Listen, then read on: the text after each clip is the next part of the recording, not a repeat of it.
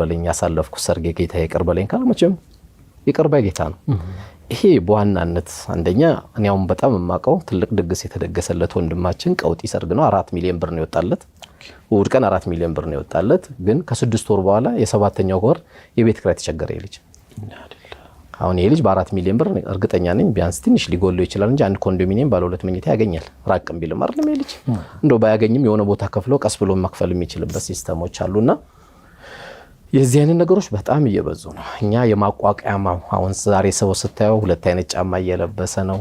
ቁርስ በልቶ ምሳ የሚያስብ ህዝብን ያለው ይሄ ህዝብ ላይ ይሄን የምታደርግበት አይደለም። ይሄ ማለት ግን ሰርጋችን ለቅሶ ቤት ይምሰል ማለት አይደለም። መጠነኛ ሆነ ምናደርጋቸውን ብንችል አንዳንድ ሞዴል የሆኑ ባለሀብቶች አሉ አላህ ይጠብቃቸው። ሴት ከወንድ ለይቶ ጥሩ ቦታ አዘጋጅቶ በዳዕዋ ተደርጎ በዱዓ ተዘግቶ ከዚህ የበለጠ የለምና እኔ መነሻችን ላይ ከአላህ ጋር ያለው ግንኙነት ይሄ ቢሆን